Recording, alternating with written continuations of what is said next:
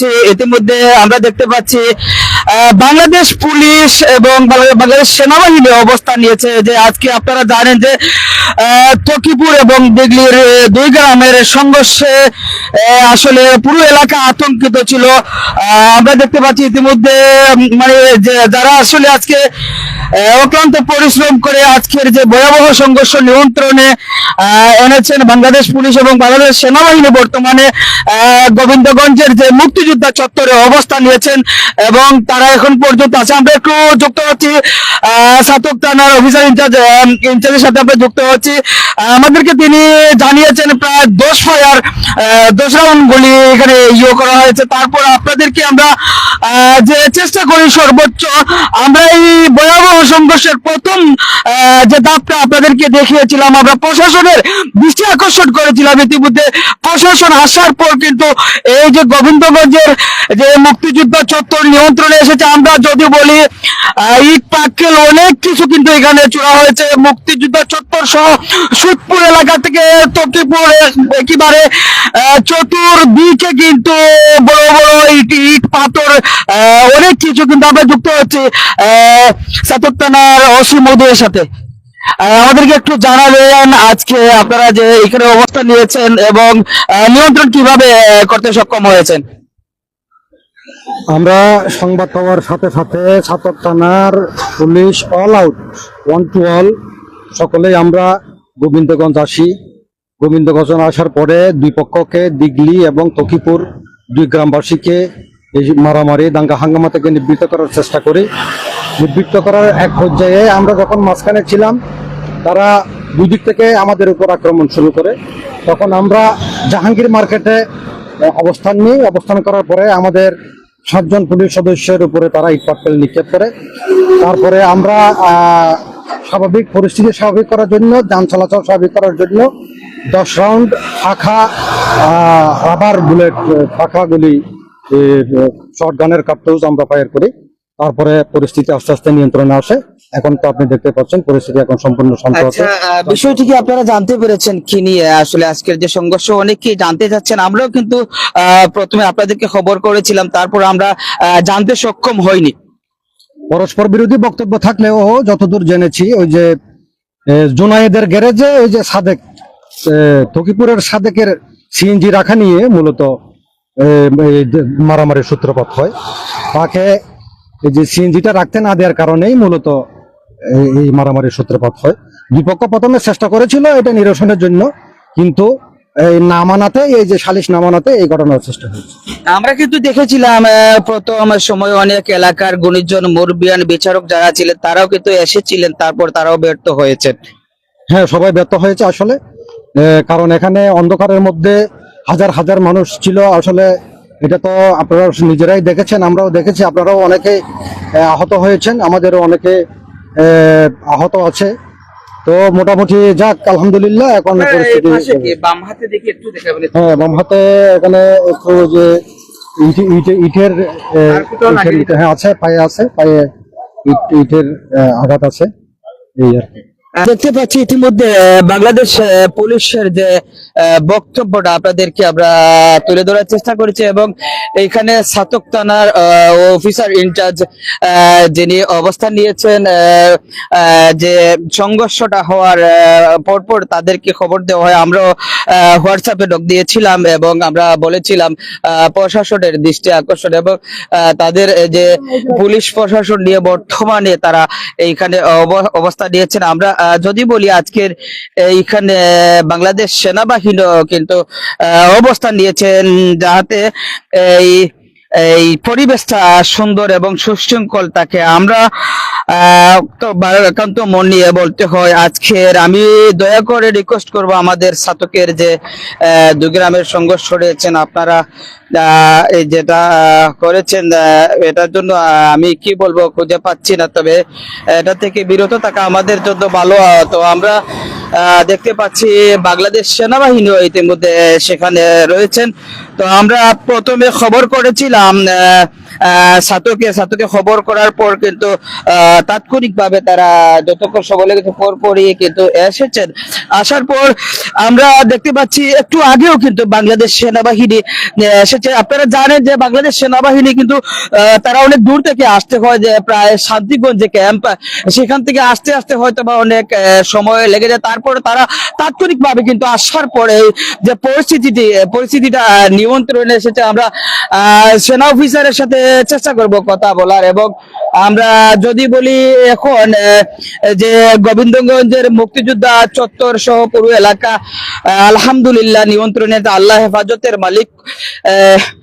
আমরা দেখতে পাচ্ছি অনেক পুলিশ, শতাধিক পুলিশ সেনাবাহিনী কিন্তু এখানে অবস্থান নিয়েছেন। আমরা এখানে দেখতে পাচ্ছি অত্র গোবিন্দনগর গ্রামের যে আমাদের আরেকজন আছেন এখানে, আমরা দেখতে পাচ্ছি তিনিও এখানে আছেন,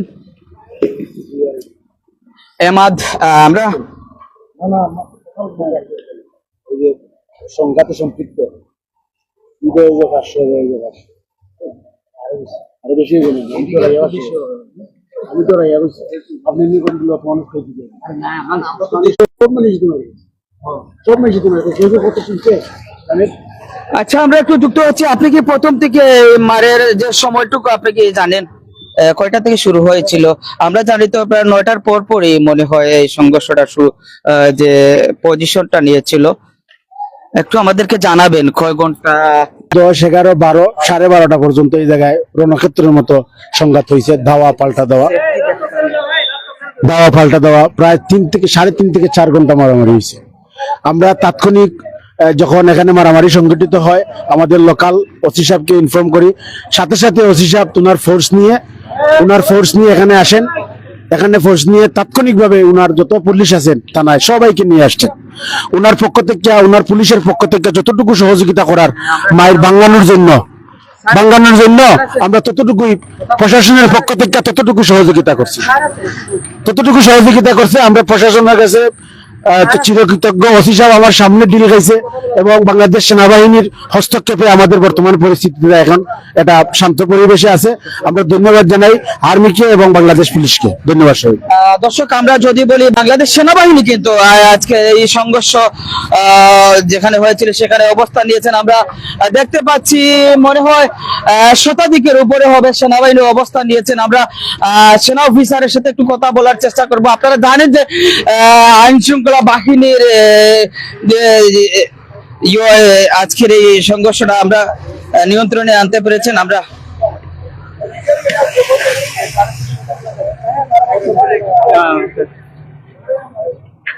আমরা দেখতে পাচ্ছি সিনিয়র অফিসার সার্কেল ইতিমধ্যে এসছেন। আমরা ওনার সাথে একটু কথা বলার চেষ্টা করছি।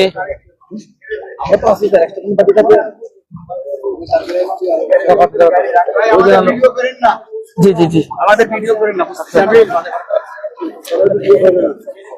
আমাদের ছবি থাকলে কিন্তু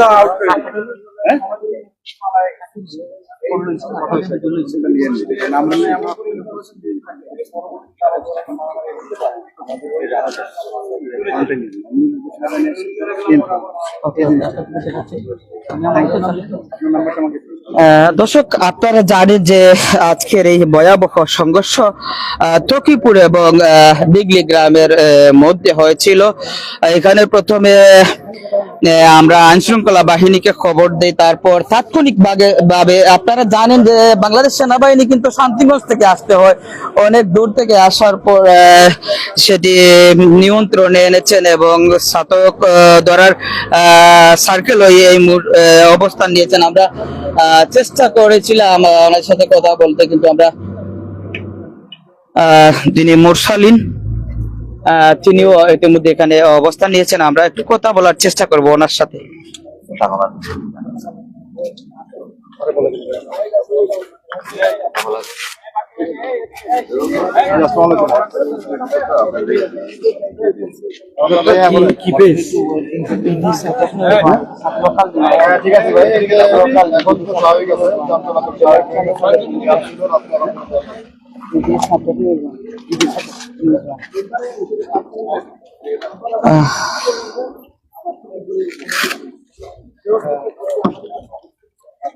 আমি বিশেষ করে ধন্যবাদ জানাই বাংলাদেশ পুলিশ সেনাবাহিনীকে। আসলে আপনারা জানেন আইন শৃঙ্খলা বাহিনী আমাদের দেশের স্বার্থে জনগণের বন্ধু। তারা কাজ করে হয়তোবা তাদের দ্বারা আজকের এই সংঘর্ষটা নিয়ন্ত্রণে আনা সম্ভব হয়েছে। আর না হলে আপনারা জানেন 9টার পর থেকেই কিন্তু দেওয়া পাল্টা দেওয়া উভয় পক্ষে ইট পাটকেল ছোড়াছড়ি হয়েছিল। তবে দর্শক আপনারা জানেন যে আমরা ছাত্র দরাবাজার সুনামগঞ্জ সহ বিভিন্ন জায়গা থেকে কিন্তু আপনাদেরকে আমরা সত্যটা জানিয়ে দেওয়ার চেষ্টা করি। দর্শক যদিও আমাদের কথায় বাসায় চন্দ্রে বল ত্রুটি হয়ে থাকে ক্ষমা সুন্দর দৃষ্টিতে দেখবেন।